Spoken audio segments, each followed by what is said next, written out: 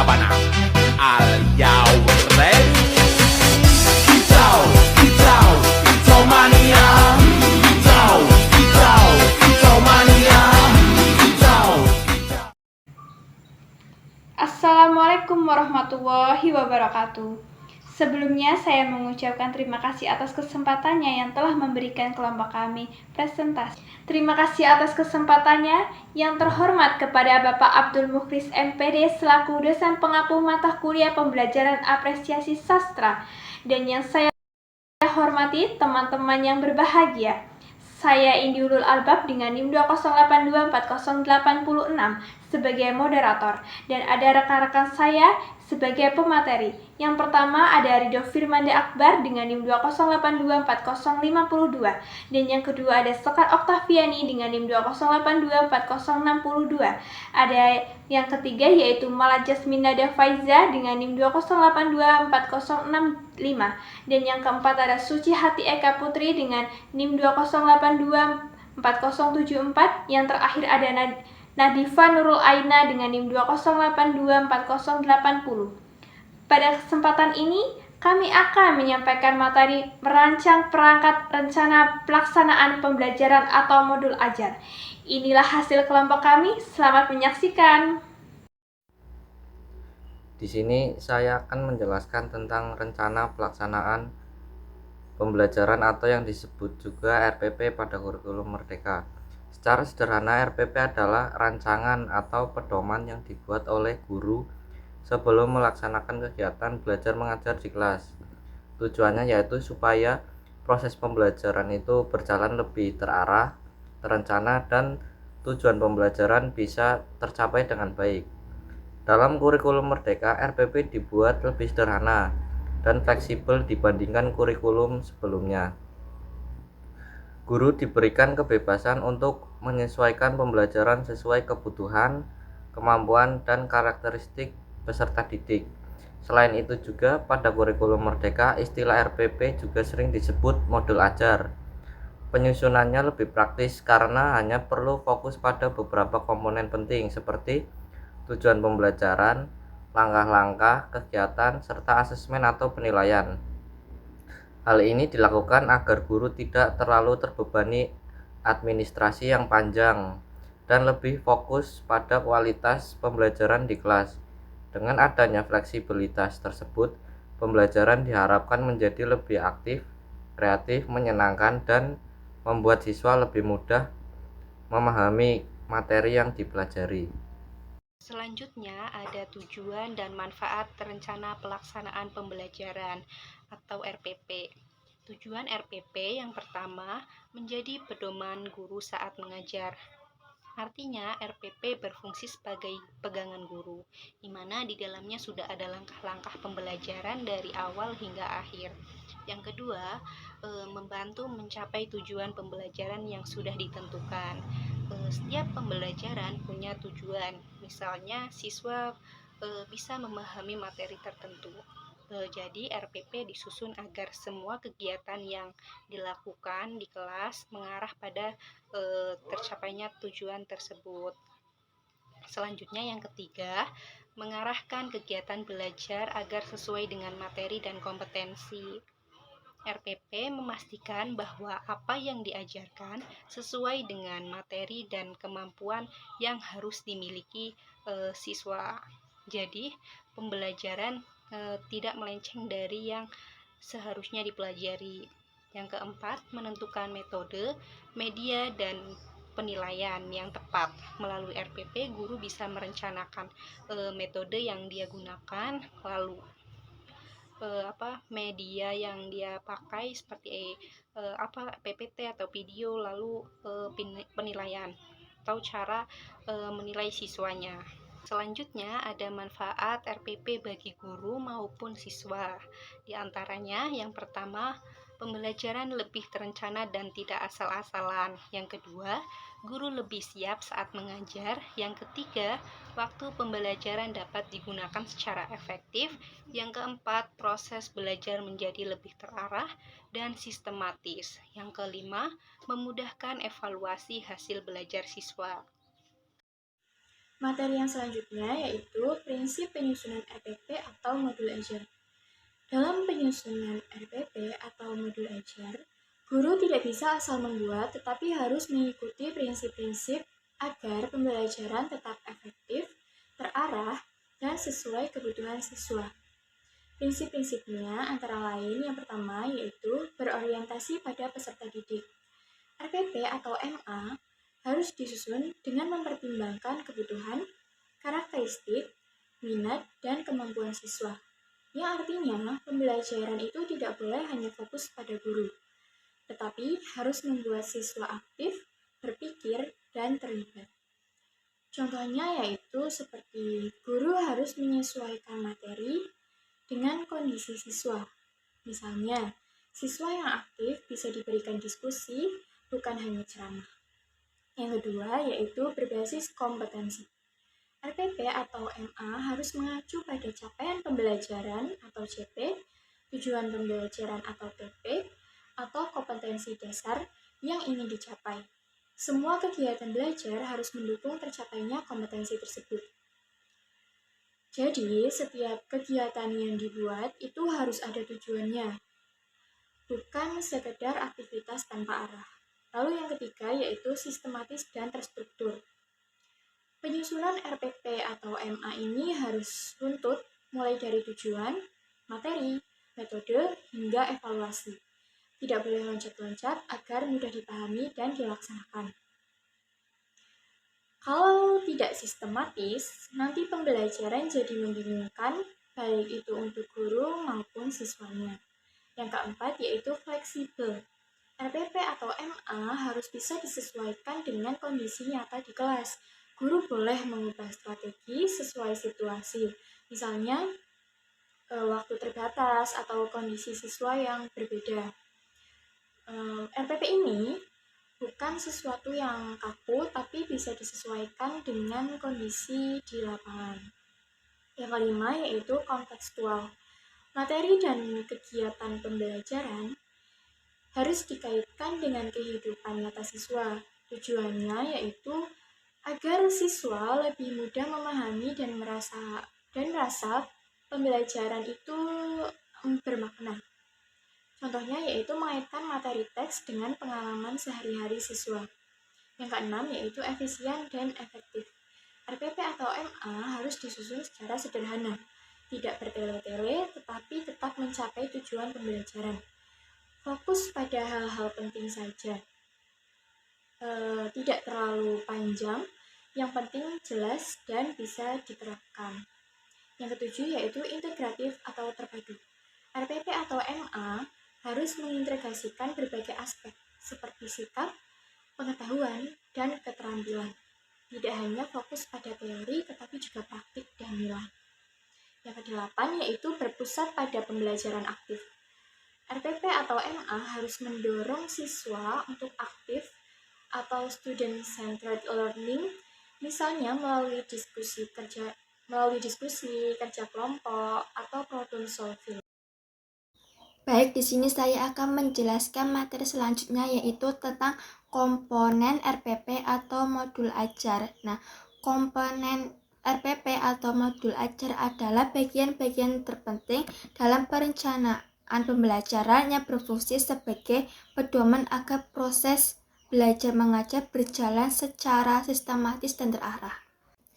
Nah, untuk isi komponen RPP atau modul ajar dalam pembelajaran yang pertama yaitu ada identitas pembelajaran. Nah, identitas pembelajaran merupakan bagian awal yang memuat informasi dasar mengenai kegiatan pembelajaran seperti satuan pendidikan, mata pelajaran, kelas atau fase, serta alokasi waktu. Komponen ini berfungsi untuk memberikan gambaran umum mengenai konteks pembelajaran yang akan dilaksanakan. Nah, sehingga memudahkan guru dalam mengorganisasi kegiatan pembelajaran secara sistematis. Nah, yang kedua yaitu ada capaian dan tujuan pembelajaran. Capaian pembelajaran merupakan kompetensi yang harus dicapai oleh peserta didik sesuai dengan kurikulum yang berlaku.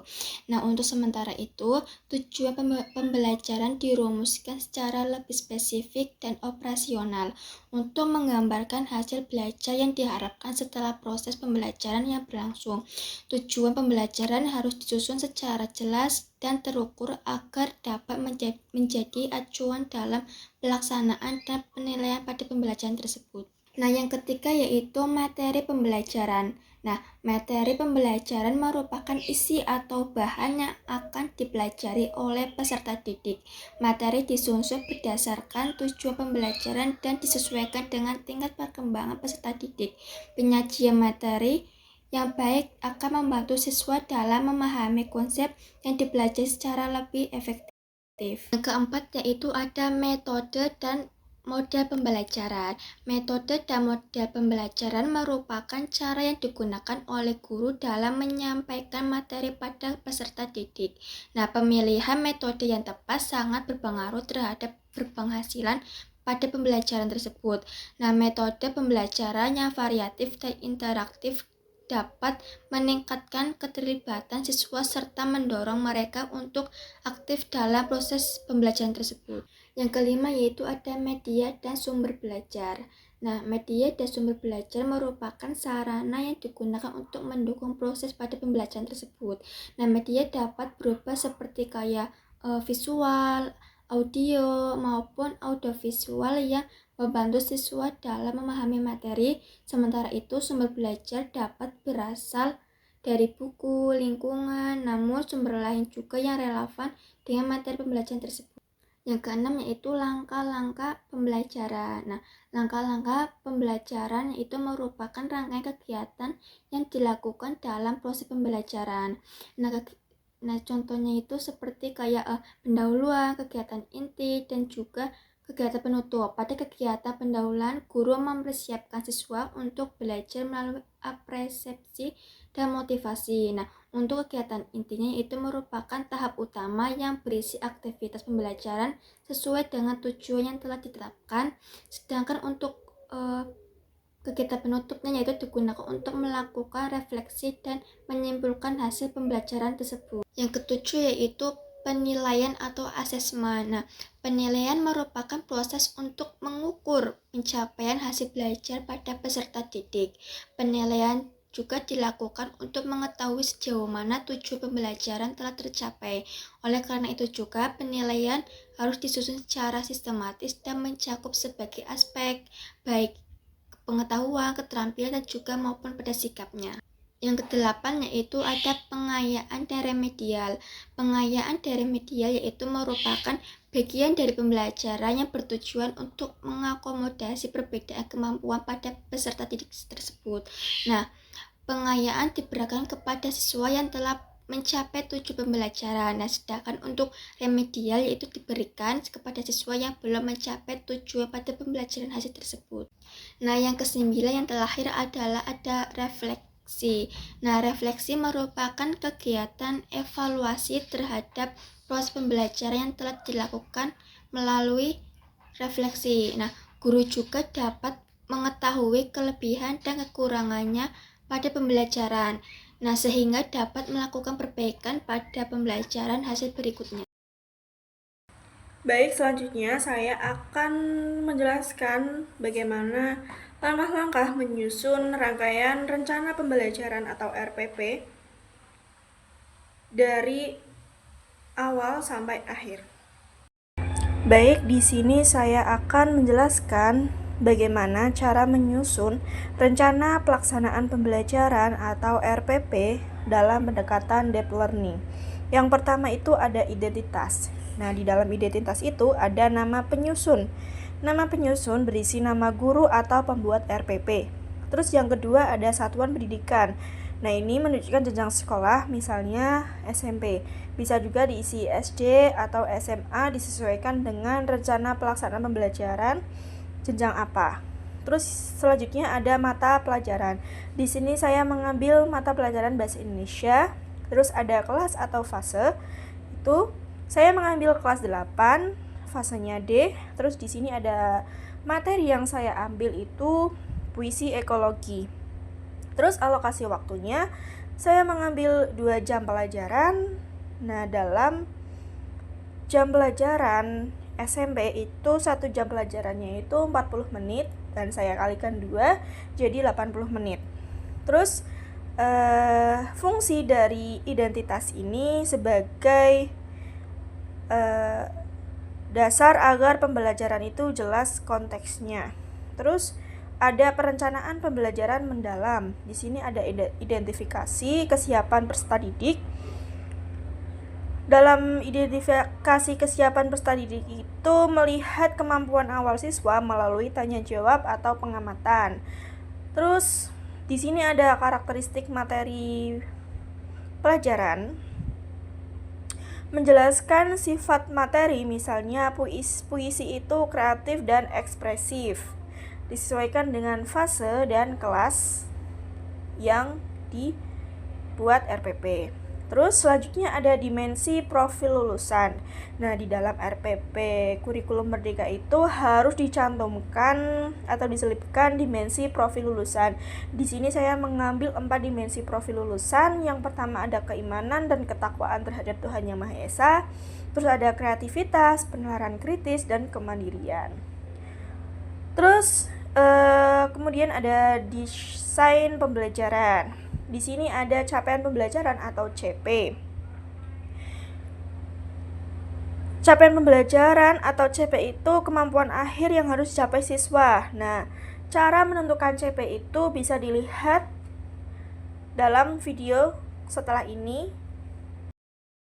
Di sini saya akan menjelaskan bagaimana cara menentukan CP.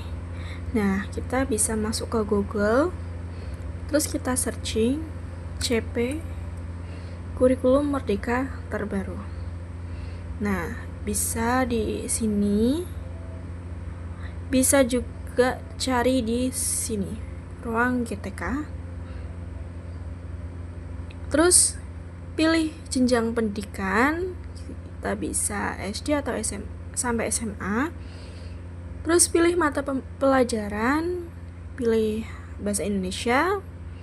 Di sini ada banyak mata pelajaran. Terus ketik pilih. Terus klik lihat TP, CP dan ATP. Nah, di sini ada CP dari fase A sampai fase F. Terus kita pilih fase D. Nah, di sini ada capaian per elemen. Nah, saya akan memilih elemen menulis. Nah, ini CP-nya. Saya memilih ini, peserta didik mampu menyampaikan tulisan berdasarkan fakta, pengalaman, dan imajinasi secara indah dan menarik dalam bentuk karya sastra dengan penggunaan kosakata secara kreatif. Nah, di sini juga bisa melihat CP yang lain dari setiap elemen. Bisa dilihat dari sini. Oke.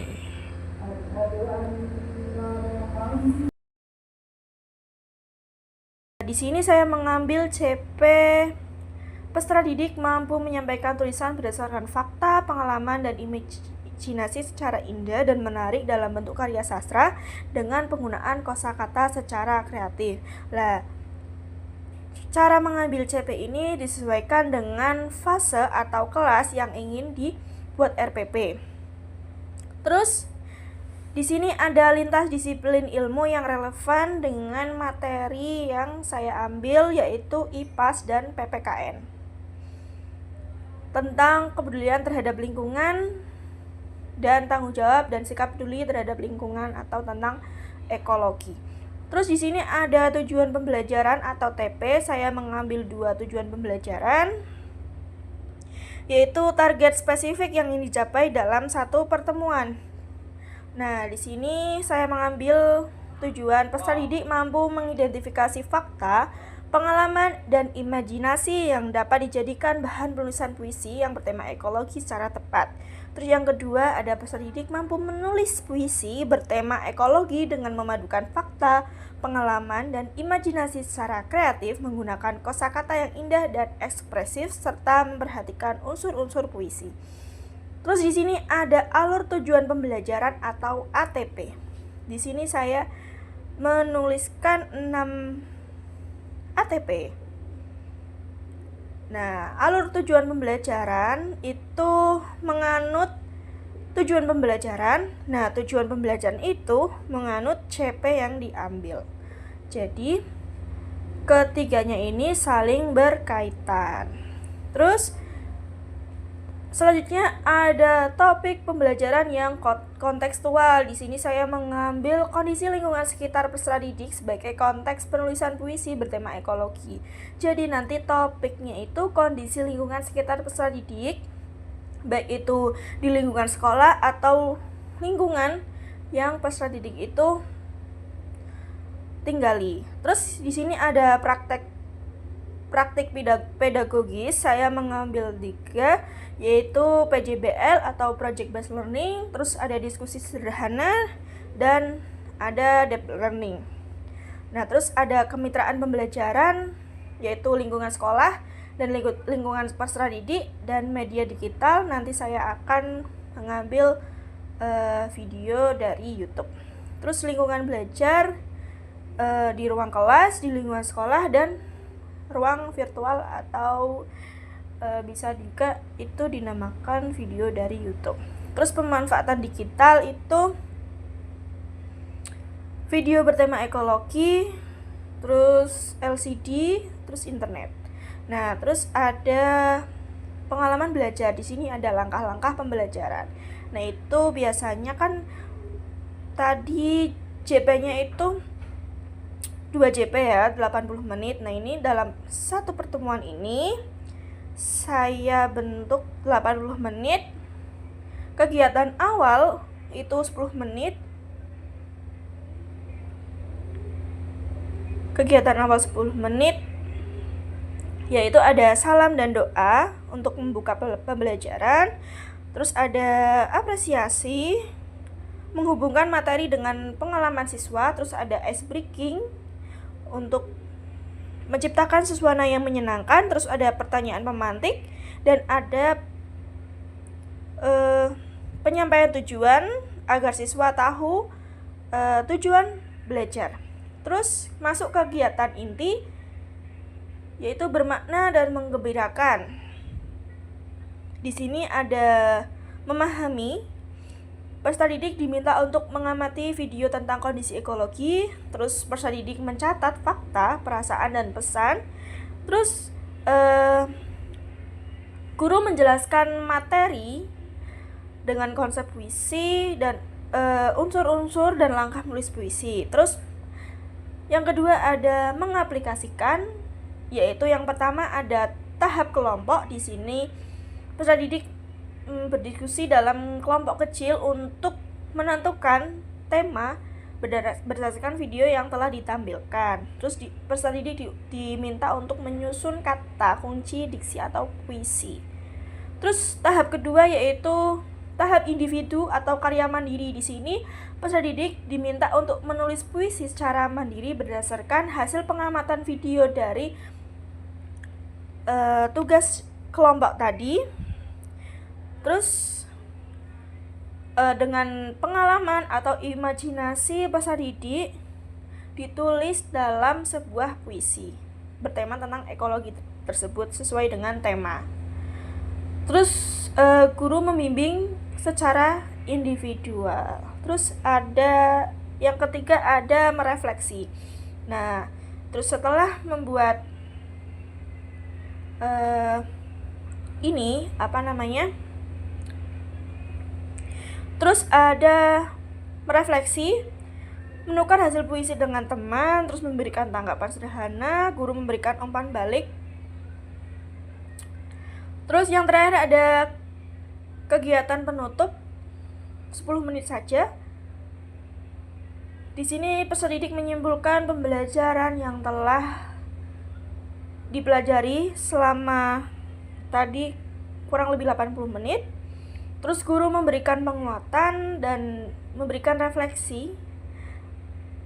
Terus diakhiri dengan doa penutup. Di sini ada asesmen.